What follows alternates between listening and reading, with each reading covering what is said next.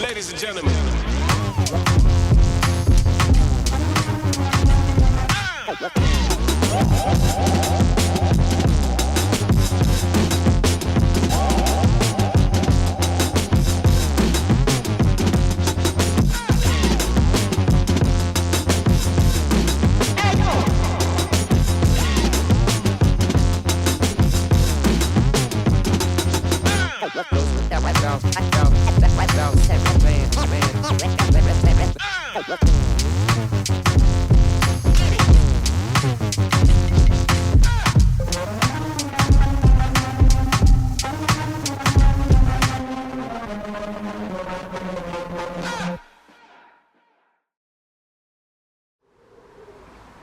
Okay, so welcome back to the channel. This time we're going to do something a little bit different. So we're going to title this the Family Fishing Adventure Reviews. So this time we're going to focus specifically on hook baits and the sort of baits that we use during our fishing sessions.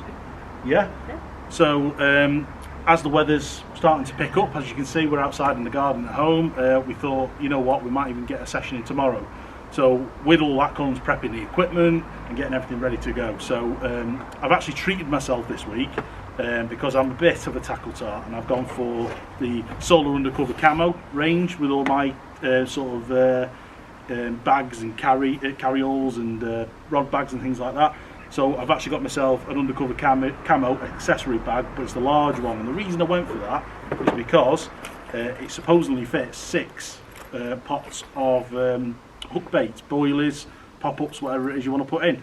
So with that in mind, I thought I'm going to try my best this season to focus on you know, particular hook baits that have worked well for me in the past. Now I know in the comments you're probably going to be flying at me saying hook baits don't matter, it depends what water you're on, what lake you're fishing, what the fish have been fed on, bred on, that sort of thing, and you're absolutely right. However, when you're going for quick day sessions, time's limited, and you've really got, you know, a maximum of sort of 6-7 hours to produce fish.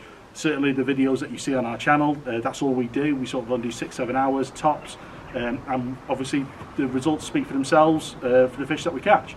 So we thought, really, I'm going to stick with the tried and tested route this year and sort of stick with some of them baits that I'm happy with.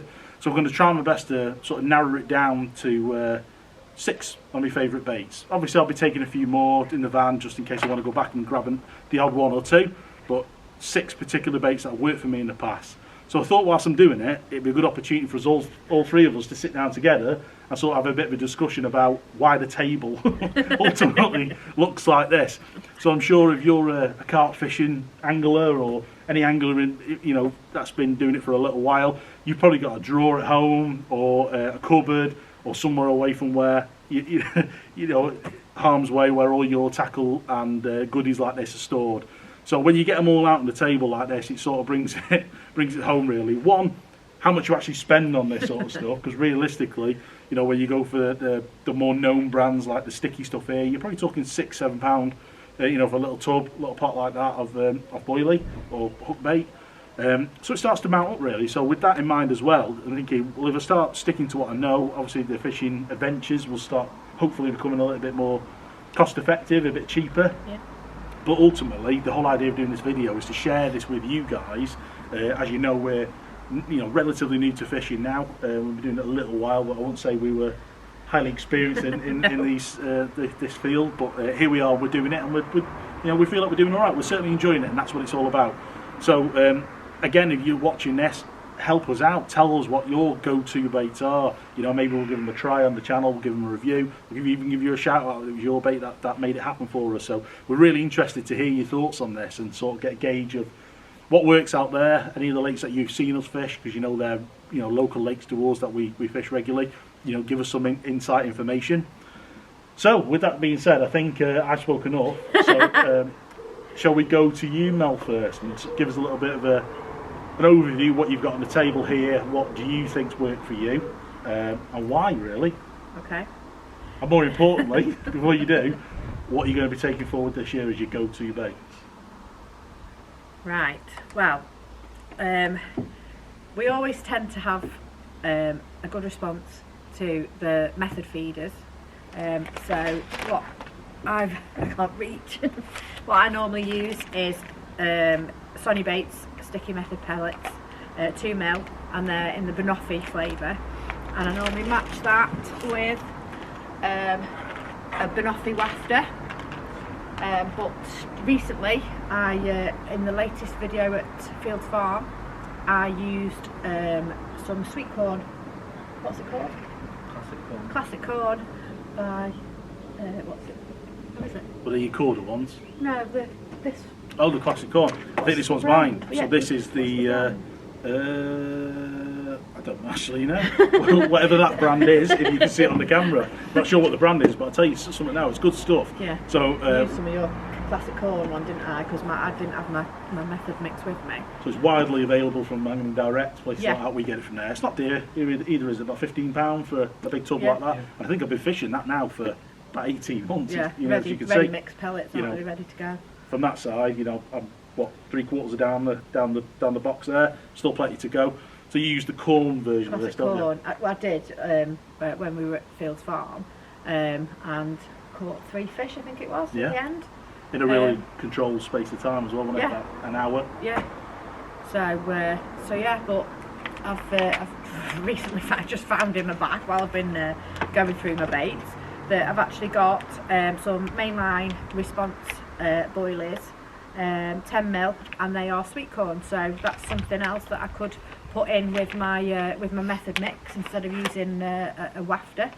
I've always had good catches on strawberry zest boilies, but we always tend to take a mixture of wafters as well with us, just in case.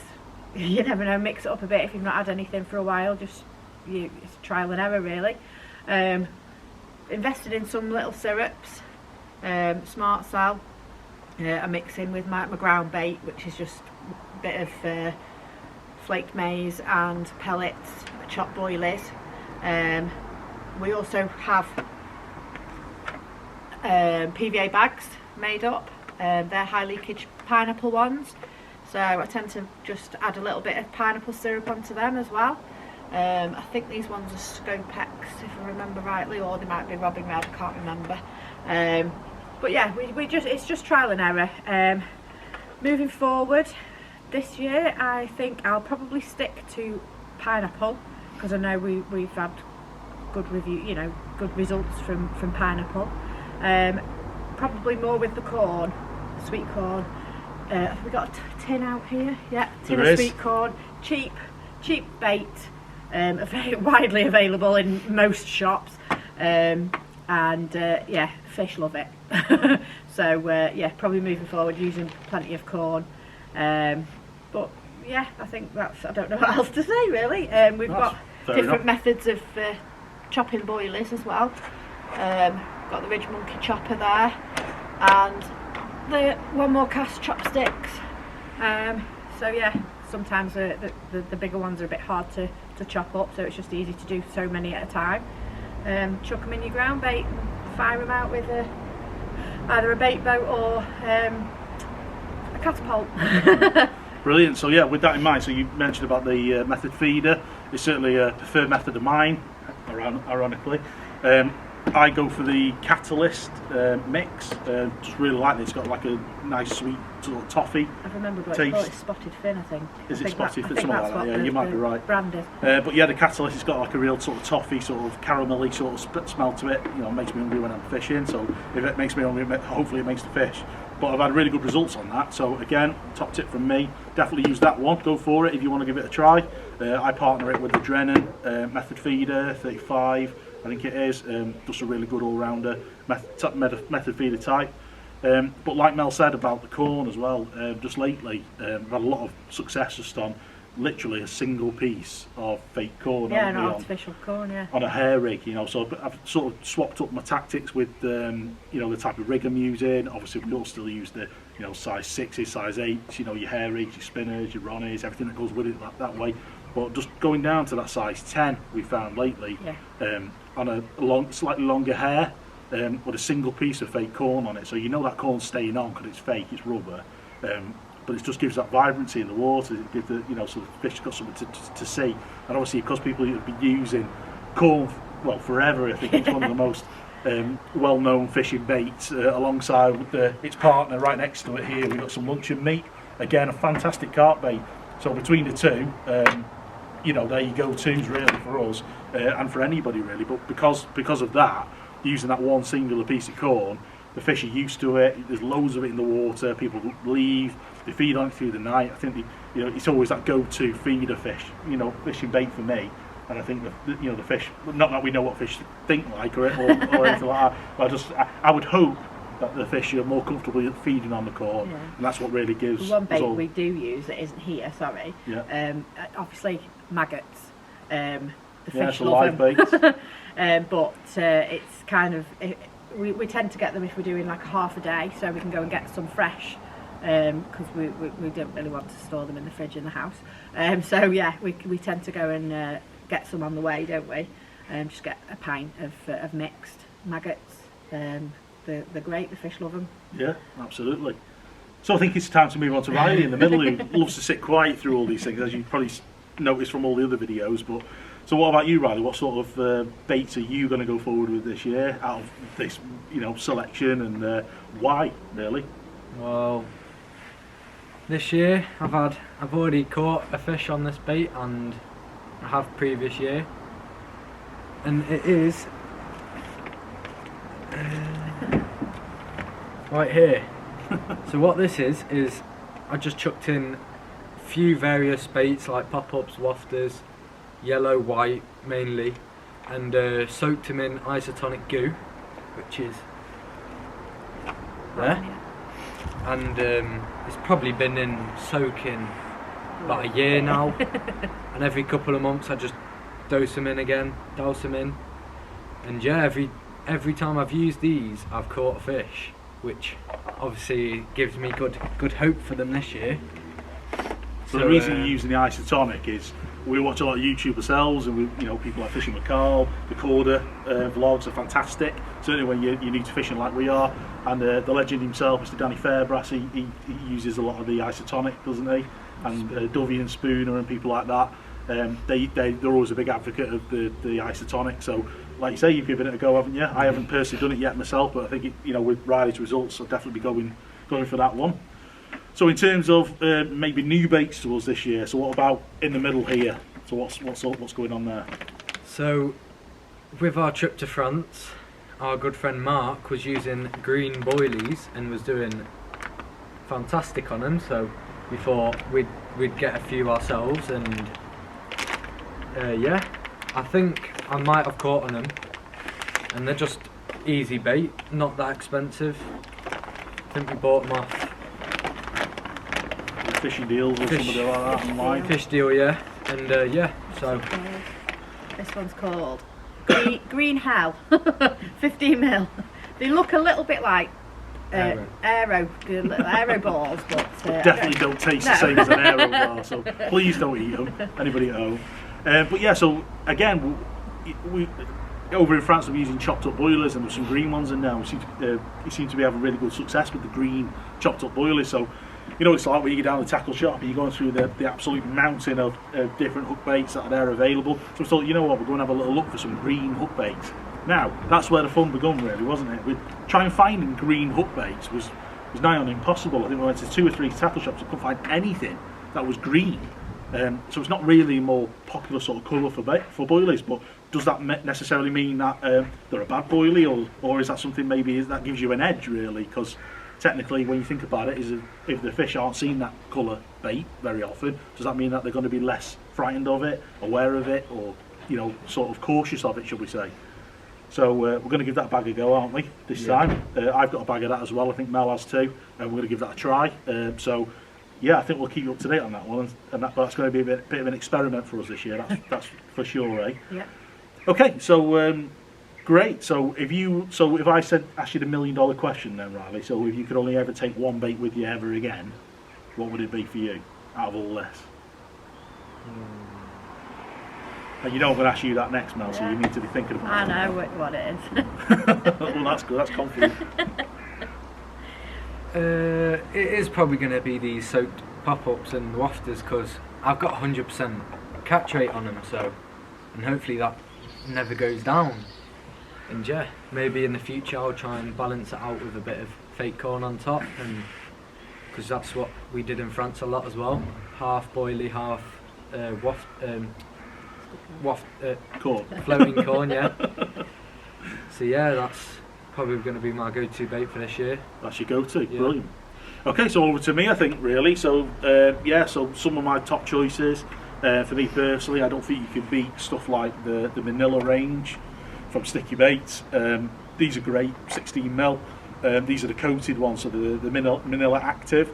So they've got a real nice sort of coating on the boilie itself. And if it's been in the water and you bring it back in, you know, even after a period of time, they're still like gooey. They've got like a coating on them, and they smell great. So again, it smells good to me. Hopefully, it does to the fish.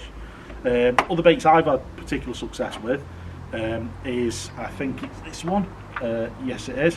Which is the sticky again. It's the krill, but these are the wafters. Dumbbell. Yeah, the dumbbell shaped wafters. Okay, and these again are the 16mm, I think. But fantastic bait, like really sort of, well, really krill smelling, aren't Quite they? potent, yeah. Yeah, and anybody that's fished with krill before, which I'm sure you have, will know these things really stink. You know, they've got a whole, like a fishy tuna smell to them. But the fish love them, they go wild for them, and because they've got that coating on, I think it just really adds to it. And the colour as well, I think it looks quite natural in the water. Certainly if it's sitting on the bottom, I think it gives you that edge. But again, I'm only really speaking from experience. Definitely a go-to for me. That's definitely going to go into my 1 of 6 this year, definitely. Again, I think corn for me is a big one. But I think everybody somewhere really has got the less glamorous looking ones, which is like this for me, and this is my version of what Riley's got. And I'm not even taking it out of the bag because they're that sticky and horrible. These are little pop-ups and wafters, but pineapple ones, banana and pineapple, and I've got them soaking actually in some of the pineapple syrup, and again they absolutely stink, but they're, you know, again they've been soaking in there for that long. Again, no matter where I've been, where we fished, I've always caught on them, so it's always a go-to for me, so they'll be definitely going in. One of my old school favourites are here somewhere. There you go. So they're in bags because I buy that much of them. I buy the big bags and break them down into smaller ones to take with me on the day. And that's 15mm standard Robin Red boilies. I think these have been around forever. And again, I'm not the first person to be using these. I think it's the first boiler we used. Recommended to somebody who was catching them all day out the lake, and we went over and asked them what they were using. Because we we had nothing that day. You know the way it goes. And he just went, yeah, the standard 15mm Robin Reds. So we went straight to the tackle shop on the way home, I think, that day, bought ourselves a bag, and we've never really looked back. I think we all three of us would agree. On them, yeah. They're sort of the absolute staple, aren't they, in our armoury of baits, really. Yeah. So yeah, so that's that. Definitely the active krills. Apologies for the helicopter, it's convenient coming over when we're trying to do a video. But of course they are. It's always the same when we're doing a video out on the lake. So really I'm just going to move over now to other things that we've got on the table. So pellets. So we've had a bit of a success this year, or shall we say back end of last year, just using standard little, these again Robin Red, pellets, hooking up on a bait band, again on a little size sort of 10 hook, because a lot of lakes we go to have rules, maximum size 10, certainly on the match type lake, so you know we use them, really good, a lot of success. And then we couple up with stuff like your PVA mesh balls. Fantastic just for putting on the end of the hook. Again, I think it really gives the hook you know, the ability to sit above, you know, the leaves, the weed, the silt that may be at the bottom, because that normally hits the ground first, and then your hook actually sitting on top of a small bed of pellet. So I think when that carp comes in to hoover it up, I think your hook's normally pretty prominent at the top, which gives you that sort of edge really on your hookup rate. I've put on the table as well some of the classic. So we talk about the corn, and this is the flake maize. So again, a really good value bait. So we buy that in bulk. So you get it from, we're in rural Cheshire here, so there's a lot of farm shops and things like that. So we go to the farm shops. I think we bought it in a big 20 kilogram sack for about £10. So you don't get better value than that. So certainly if you're fishing the margins and things like that, you know, get, you know, a handful of flake maize, throw it in the margins, sort of brings that visibility in the water, get them in there, get them searching, and there you go. Certainly if you couple it up with a, you know, a piece of fake core maybe on your hook, hoovers it up, grab. We've had really good success on that, haven't we? So definitely something we're going to be taking forward. Again, real cheap bait to take to the lake. Okay, anything you two want to add to what we've talked about there? I was just going to say, like, obviously when you were over in France, you used hemp. Yeah, so your hemps. So I suppose that's probably one we'll leave for another video. Yeah, mainly because I think we're focusing on hook baits here, but you could go into another probably 30-minute discussion on types of pellet. You know, coupling it up with you know, your hemps and your maize and your you know, your particle mixes, that sort of thing. All of which we do. But certainly for our day sessions, which we're about to go out on, you know, we're going to have to, you know, cherry pick from this range here what we're going to take.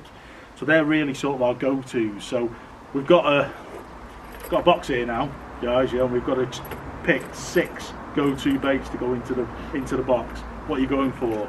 And I'm going to start just because I've got it first. I'm going to start with the krill. I think I'm going to go for the krill active. So that's going in. What are you choosing? Can it not be a tub? Just for the go on, sake of the I'll let you do video. it for the sake of the video. So you're going for the big sweet corn then, yeah? Yeah. Riley? Go for my geared up. I love them. I think we knew you were going to do that, so I'm going to let you pick next then, because we've got 6 spots, that's 2 baits each. Okay. What are you recommending? I always have good luck on these as well. These are dynamite, pineapple and banana wafters mixed with tutti frutti wafters because I save room, and yeah, they work quite well. Just present perfectly in the water and stuff. So yeah, they're my other go-to. Mel?